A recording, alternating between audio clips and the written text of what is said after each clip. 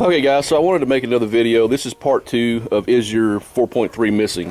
And the reason I'm doing this video is because YouTube, in their infamous wisdom, decided that that video needed to be censored. Why? Because I said Merry Christmas before the video was over. So they cut 5 minutes off that video and chopped it down to 15 minutes. And they've done that before.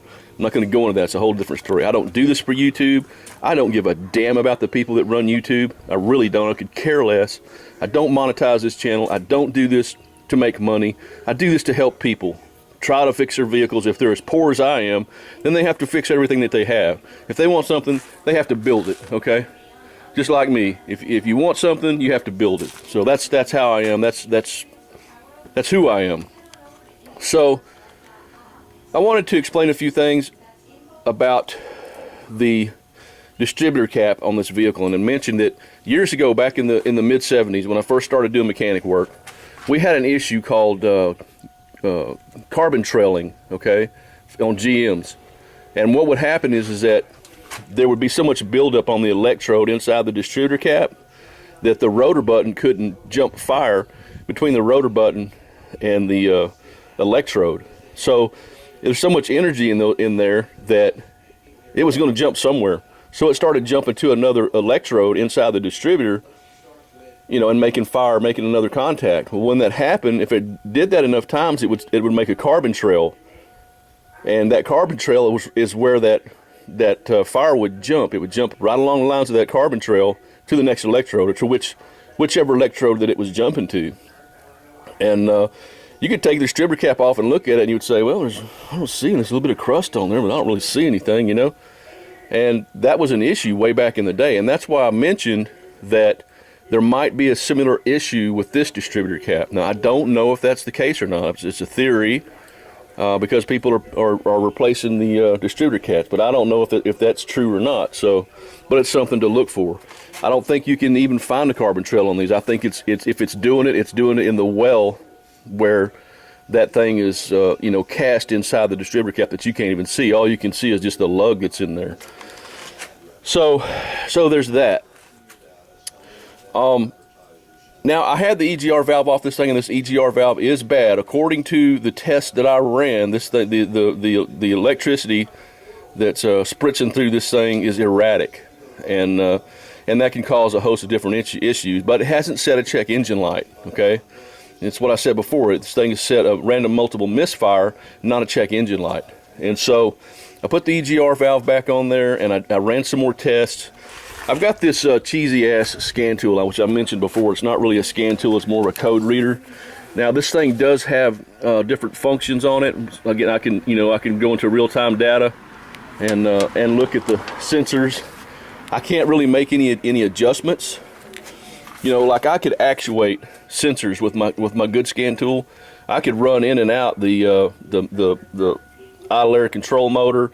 You know, I could do all kinds of different tests with that scan tool. This thing is just a code reader. I mean, they put on their scan tool, and this one's okay. I paid 150 bucks for this, and you can actually do some mapping with this thing. I think I said I couldn't map in my other video, but you can do a limited amount of mapping with certain sensors and stuff like that with that thing. So it's not, you know, it helps. It helps to have a tool where you can actually look and see exactly what the sensor is doing, and that's a limited function, but it does work. So for 150 bucks, in my opinion, it's worth it. But so anyway, I got to look in this thing, and in the mornings this thing run like crap until the air temperature, the incoming air temperature got up to above 100, 102, 106. Now, when it did that, it would start running good again. Okay, and like I said, I've already been all over this thing looking for air leaks. So now I'm thinking, well, mass air flow meter, right? So I pull the mass air flow meter off this thing. It's right here, and you can see these tiny. I don't know if you can see them or not, man, because they are freaking tiny. You can see those tiny little sensors in there, right? It's got 3 of them. Okay. And what happens is dirt and crap gets on them things eventually. It goes like air comes in from this side. It's got a screen right here, so the air comes in from this side, and it runs through there, and that's how it measures the air intake temperature and also the air flow. That's why it's a mass airflow meter. It meters the amount of flow that you're getting, excuse me, into your intake. So I took it apart. I didn't take it apart. I took it off and I cleaned it. I took some chlorofluoral. What is this crap? You got to use a certain kind of stuff because they put a coating on that little sensor in there. They put a coating on that thing that keeps the dust and everything from sticking to it. Okay.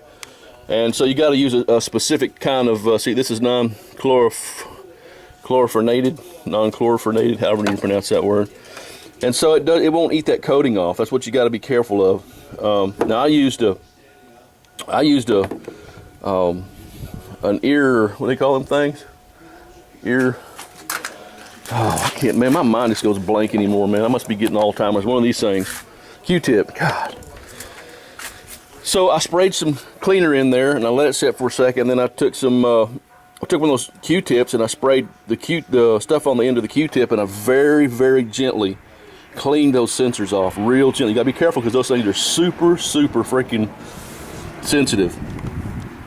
And after I got it all cleaned up and everything, I put it back on there, and it was still cold. It was still, you know, still like, I don't know, 58 degrees or something. The engine, the temperature, according to the computer, it's like 58 degrees, so it's cold out here, but so it's still cold. And so I started it up, and man, it just ran great. Just vroom, vroom. I was like, oh, okay, well, it just had shit on the mass airflow meter. Good, I'm cool, I'm good to go. Well, about 30 seconds later, it started missing out. Blah, blah, blah, blah, blah, blah. And I was like, okay, well, you know, that's a pretty good indication that mass airflow meter is having a problem, especially when I sat there and watched the air temperature on that thing slowly rise, way too slow, up to above 102, 106 air intake temperature. And when it got to that point, it started running good again, started running great.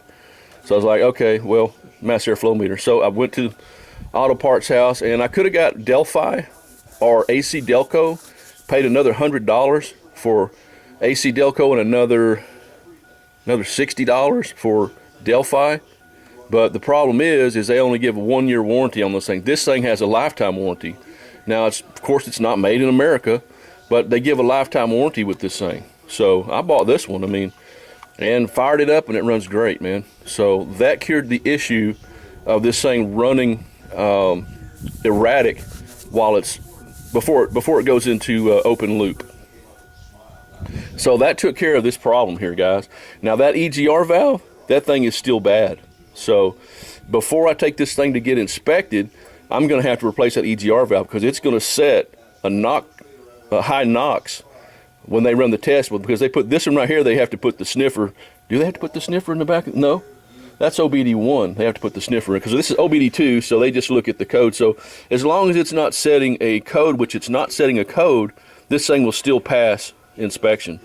As long as it doesn't have, you know, producing an excessive amount of NOx. It's nitrogen. I said nitrous last time. It's nitrogen oxide. It's a byproduct of temperature, combustion, fuel, and oil that's being produced in the combustion chamber at a really high temperature. So the exhaust gas reduces the temperature when it goes in there, and reduces the NOx because the nitrogen oxide is bad for the environment. So that's one of the emissions that you have to pass whenever they do your emissions test. If you got a high NOx, it ain't gonna pass. So anyway, I wanted to make this video, explain that, and I'll check my fuel trim. Now on the fuel trim, I probably didn't explain this last time, but on the fuel trim, what you want it to read is as close to 0 as possible. So I was between 15 and 20. I was, 17, 18 on both banks, short term and long term. So actually, well, the short term was kind of fluctuating up and down, but it was above 10. It was like 12. So I had a huge vacuum leak on this thing, and the vacuum leak was the canister. It's under the fender over there. It's actually under that ABS module right there. But that thing was leaking, so I just I just cut it off, because really all that does is it's a reservoir for vacuum.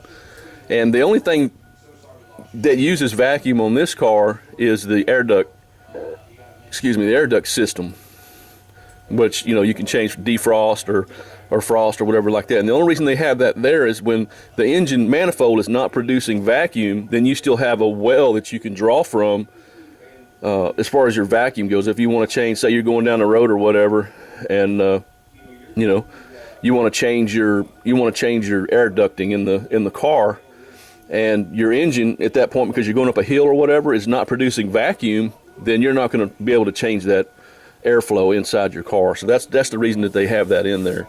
No other reason. It used to be that the speed cruise control had a big vacuum diaphragm on it, and it ran off of that, and they had to have a pretty good size vacuum well for that. But you know, anymore it's all electronic, so it doesn't use vacuum. The only thing that needs vacuum is the system in the dash. So that's where we are here. I'm going to call this a fix, and I hope this helps somebody. As far as this car goes, you can go back and look through my other videos and see all the stuff that I've done to this vehicle. I'm going to rebuild the transmission in this thing at one point. It's got about 60,000 miles on it right now, and I take really good care of these vehicles. I change the transmission fluid. I flush the transmission fluid every 15,000 miles, 15 or so. I think I went like 17 or 18,000 on this one last time, but it was really clean. And so I flush them out every 15,000 miles or close to it, but still parts wear out. You know, there's stuff in there that happens that eventually causes wear, and you have to go in there and rebuild the transmission. So at one point I'm going to do that, and probably next few years I am going to paint this thing. That's the next thing that's going to happen after I finish my boat. This thing is going to get a new paint job on it, so you guys can walk through me with that too, and we'll get that done. I'll show you how to do it. You know, it's a shade tree paint job on my wife's car. You know, as long as it's shiny and runs good, she don't care. As long as the interior is kept up and it's got new carpet, the radio works, she doesn't care, and she loves this car, and I do too. So I'm going to keep going with it. All right, guys, that's all I got. Everybody have a Merry Christmas. Let's see if they reduce this one, and we'll holler at you later. Peace, and I'm out.